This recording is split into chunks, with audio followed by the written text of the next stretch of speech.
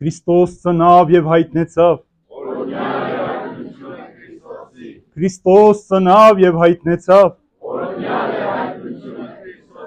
Քրիստոս ծնավ եւ հայտնեցավ։ Ձեզ եւ մեզ մեծ ավետիս հանուն Հոր եւ Որդվո եւ Հոգին Սրբո ամեն։ Այսօր Բեթլեհեմ քաղաքում ծնվեց նոր արքա։ Բեթլեհեմ քաղաքում սիրելիներ ծնվեց մի նոր արքա, մի նոր թագավոր, որ աննշան ծնունդով եկավ, բայց փոխեց աշխարհում ամեն բան։ Մեզանից յուրաքանչյուրի մեջ հարց է առաջանում, ինչու Հիսուս հենց այդ ժամանակ ծնվեց, դրանից 100 տարի առաջ, դրանից հետո 500 տարի առաջ կամ 1000 տարի հետո չծնվեց, հենց այդ ճիշտ այդ ժամանակ, այդ օրերին ծնվեց։ Սուրբ Գիրքը մեզ սովորեցնում է, որ Հիսուս ծնվեց ժամանակի լրումին, այսինքն ճիշտ ժամանակին եւ ժամանակը լրացավ, Հիսուս ծնվեց։ Ինչու, որովհետեւ մարդը իր ամբողջ պատմության ընթացքում այնքան հեռացավ իր արարչից, այնքան հեռու կանգնեց իր ստեղծողից, որ Տիրոջ միջամտության կարիքը կար։ Տերն ինքը պիտի իջներ, մարթանար, մարմին առներ, նույնանար մարդու հետ, որպեսզի կարողանար մարդուն փրկել։ Եթե մենք խոսքով ասենք, ինչպես Հիսուս ինքն է ասում, ես եմ ճանապարհը, ես եմ ճշմարտությունը, ես եմ կյանքը։ Եկավ մեզ ճշմարտությունը, ճանապարհը եւ կյանքը ուսուցանելու եւ մեզ դեպի հավիտենական կյանք առաջնորդելու։ Հիսուս երբ եկավ աշխարհ, աշխարհը իր տեղում չէր, ամեն բան խառնված էր, սիրելիներ։ Զանազան կրոններ, հավատալիքներ, սովորություններ, վարդապետություններ, ուսումներ, կարծես թե ալեկոծված մի աշխարհ էր, ինչպես որ ծովի վրա որ ալիքները լինում հանկարծ մի պարզ քամի գալիս է ամեն ինչ հանդարտեցնում է, Հիսուս եկավ աշխարհը հենց այդպես հանդարտեցնելու։ Ինչպես որ ծովին ու ավազին ասաց, ծովին ու ալիքներին ասաց, լռիր եւ լռեց, այնպես էլ եկավ լռեցրեց աշխարհի թոհուբոհը, որպեսզի մարդը կարողանա այդ անխաղաղության մեջ լսել իր արարչին։ Ինչ էր տեղի ունենում այն ժամանակ, երբ Հիսուս ծնվեց։ Հատկապես արևելքում տարատեսակ հավատալիքներ կային։ Կար հրեական կրոնը, որ մովսիսական օրենքով փորձում են մարդուն օրինապաշտ դարձնել, բայց այնքան էր մարդը այդ օրինականության, այդ օրենքների մեջ մտել, որ ամեն ինչ դարել էր ձևապաշտություն։ Ծեսերը, իրենց արարողությունները այդ պահող օրենքների մեջից իրենք հյութը չէին տեսնում, այն քաղցրությունը, այն անուշությունը, որ պետք է ճաշակեին, զգային Տիրոջ ներկայացնես կյանքի մեջ, այդ ամենը դարձել էր ձևապաշտություն։ Ինչպես այսօր, որ մեզ համար ավելի շատ կարևոր է ձևը, քան բովանդակությունը, որ մեզ համար ավելի շատ կարևոր է արտաքին դրսևորումները, քան մեր ներքին համոզումները, մեր ներքին մարդը, թե մենք ինչպես պիտի անենք, որ Հիսուս իրականում բովանդակային առումով էապես ծնվի մեր կյանքի մեջ եւ ապրի։ Սրան հակառակ կար հեթանոսական աշխարհը, տարբեր ուսուցումներով, վարդապետություններով, որ փորձում էին մարդու կյանքը երջանկացնել, նույնիսկ չափ ու սահմանն անցնում էին, նույնիսկ ցոփ ու շվայտ զեղ կյանքի մեջ թաղվելով հեռանում էին ճշմարտությունից։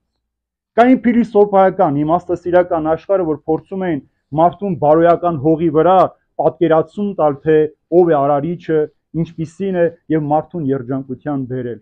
Բայց այս ամենով հանդերձ մարդը միշտ մնաց թերի, կատարյալ, տխուր եւ չունեցավ այն կատարյալ երջանկությունը, որ պետք է ապրեր։ Մինչեւ այն ժամ, երբ Հիսուս եկավ ճշմարտապես ճշմարիտը այս աշխարհի մեջ ապրելու։ Իբրև նոր արքա եկավ։ Չեկավ այն ժամանակվա արքաների պես, սիրելիներ։ Հիսուսը հոգիների թագավորն է։ Մյուսները մարմնիների թագավորներն են, ժամանակավոր թագավորներ են։ Հիսուս հոգևոր է, հավիտենական է եւ միշտ ներկա է մեր կյանքի մեջ։ Բայց ինչպես վայել է թագավորին կամ թագավորական ընտանիքի որևէ անդամի, Հիսուս այդպես չեկավ։ Հիսուս հակառակ որ ամեն ինչ վերափոխեց, հեղաշրջեց աշխարհի մեջ, մարդկանց մտածումը, մարդկանց ազատություն տվեց, մարդկանց վերջապես սիրուն առաջնորդեց, որ ամեն ինչից կարևոր սերն է։ Հակառակ այս ամենի Հիսուս լուր մի անկյունում, անասնագոմում ծնվեց։ Ոչ ոք չիմացավ, միայն հովիվները լսեցին հրեշտակների փառաբանությունը, որ փառքի բարձունքներում, խաղաղություն երկրի վրա եւ հաճություն մարդկանց միջեւ։ Թեկուզ մի քանի մետր կամ 100 մետր են հեռու հрьяաները կամ այդ քաղաքում եղող ամբողջ ժողովուրդը, բայց ոչ ոք չիմացավ այդ ծնունդի մասին։ Բայց հեռավոր երկրներից մոգերը եկան այդ մանուկին երկրպագելու համար։ Եվ դուրս եկավ այդտեղից կյանքի լույսը, ճշմարտությունը, ճանապարհը, կյանքը մեր մեջ ապրելու համար։ Ինչու Բեթլեհեմում ծնվեց սիրելիներ։ Բեթլեհեմ բառը նշանակում է հացի տուն։ Հիսուս իբրև կյանքի հաց եկավ այս աշխարհում ապրելու համար։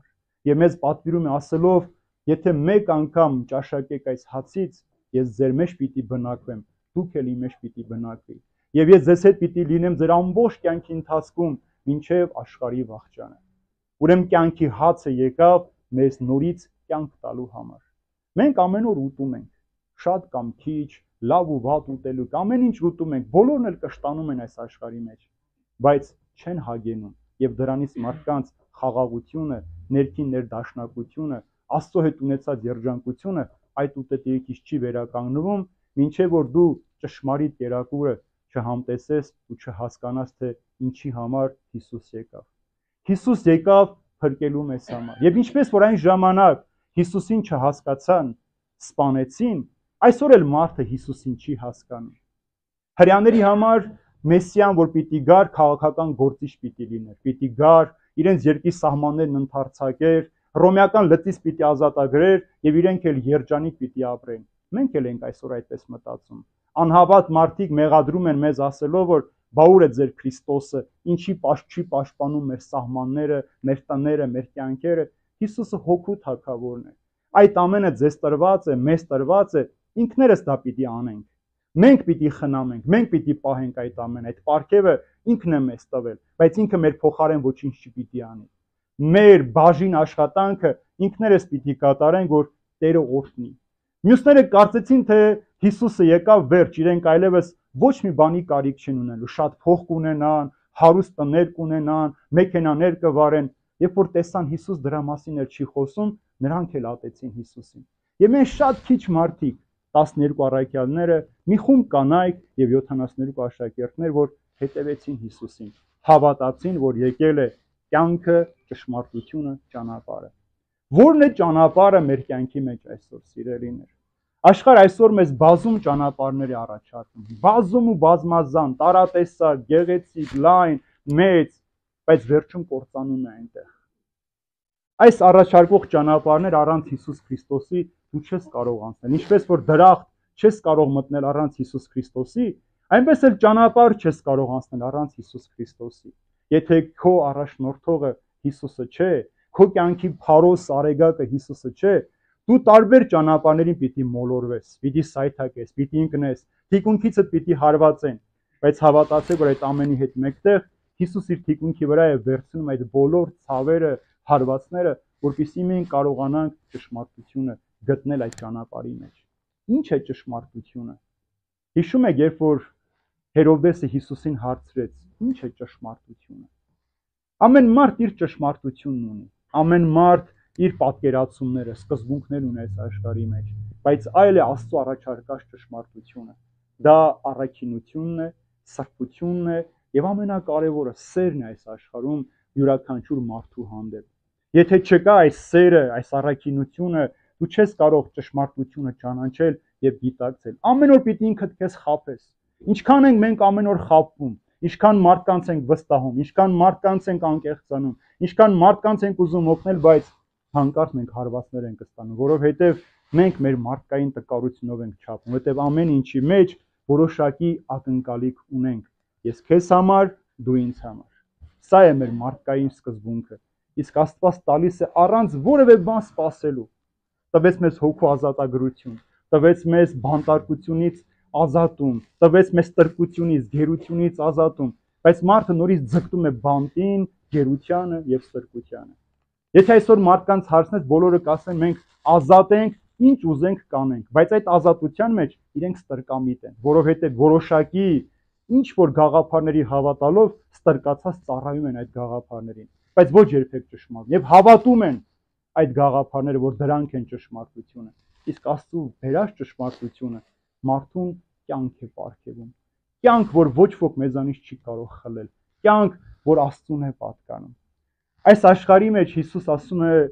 դուք մի վախեցեք նրանցից, ովքեր կարող են ձեր մարմինը սպանել, բայց ձեր հոգու վրա իշխանություն չունեն։ Դուք վախեցեք Աստծուց, որ կարող է թե ձեր մարմինը, թե ձեր հոգին գեհենի կրակին մատնել։ Այս աշխարհի մեջ ինչքան էլ որ մենք ապրենք, քանի օր, քանի ժամ, քանի տարի որ մենք ապրենք, մենք մի օր պիտի ննջենք, անպայման, ոչ ոք չի ապրելու հավերժ այս աշխարհի մեջ, բայց մեր հոգին հավերժ պիտի ապրի եւ այդ հոգու փրկության համար է այսօր Հիսուս ծնվել մեր կյանքի մեջ, սիրելիներ։ Եկել է բոլոր մարդկանց դեպի փրկություն առաջնորդելու։ Եվ ինչպես ենք այս նոր արքային մենք դիմավորում։ Այս նոր արքան այն սովորական թագավորների պես չէ։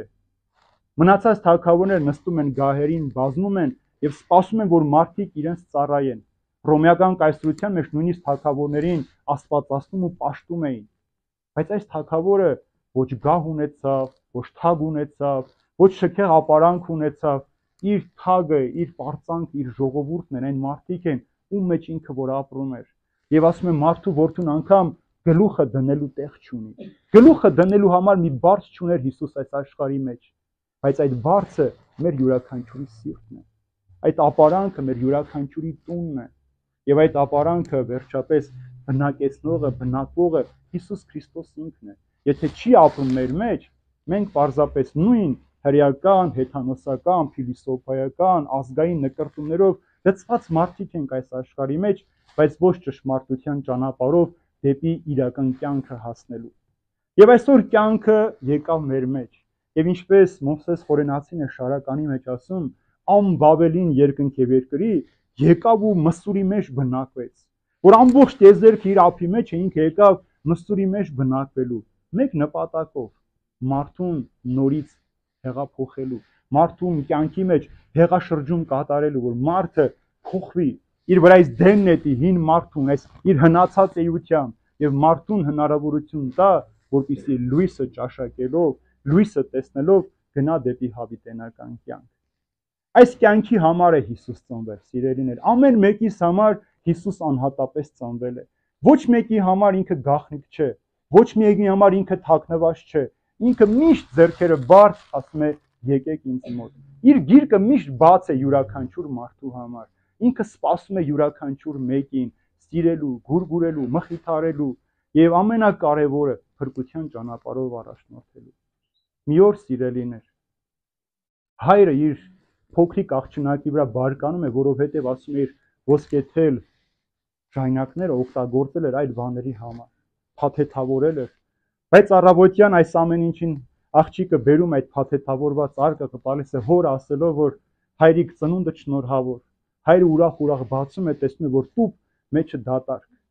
բարկանում էր դստեր վրա ասելով, որ աղջիկս երբ որ մեկին նվեր են տալիս, այդ տուփի մեջ ինչ որ բան պիտի լինի։ Աղջիկն ասում է հայրիկ, այդ տուփի մեջ իմ հազարավոր համբուրներն էր, որ դրել էի քեզ նվեր։ Եվ երբ որ որոշակի ժամանակ հետո աղջիկը պատահարից մահանում է, ասում է հայրը այդ տուփը դնում էր իր մահճակալի կողք, երբ որ տխուր էր, հուսահատ էր, վհատված էր, բացում էր այդ հազարավոր համբուրներից մեկը վերցնում ու մխիթարություն էր գտնում։ Այսօր Հիսուս եկել է մեզ այդ միլիոնավոր համբուրները տալու, սիրո համբույրը մեզ տալու, գրկախառնությունը տալու, սերը տալու, բայց մենք ասում ենք դատարկ է այս տուփը, որովհետև մեր աչքերը սովոր են նյութական պարգևների, նյութական նվերների, եւ մենք կյանքում ավելի շատ գնահատում ենք նվերը, քան նվեր տվողին։ Մենք այդ պարգև ավելի ենք կարում, քան մարդու սերը, ով այդ սիրով է բերել մեզ տվել։ Վերցնում ու մոռանում ենք, թե ով տվեց մեզ այդ ամենը։ Հիսուս մեզ կյանք տվեց։ Սրանից ավելին աշխարհում մեզ ոչինչ չի տվել, եւ այդ կյանքը անմահական կյանք է, հոգու կյանքն է, հավիտենական կյանքն է։ Եվ եկավ այդ խաղաղությունը հաստատելու մեր մեջ, սիրելիներ։ Խաղաղության իշխանը այսօր ծնվեց յուրաքանչյուրից մեջ եւ կատարվեց Եսայի մարգարեի խոսքերը, որ ահա կույսը պիտի հղիանա